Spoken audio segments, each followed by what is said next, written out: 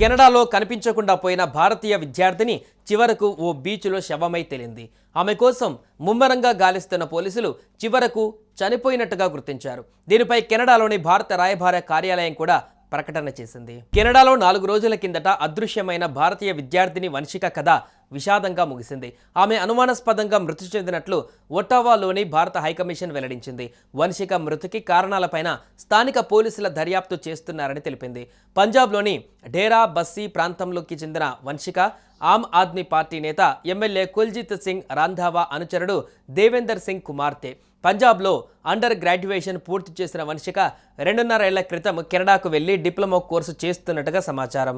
April 25న Vamshika తాను ఉండే ఇంటి నుంచి బయటకు వెళ్లి ఆ తర్వాత కనిపించకుండా పోయింది. వంశిక ఫోన్ కూడా అదే రాత్రి సుమారు 11:40 స్విచ్ ఆఫ్ అయిపోయింది.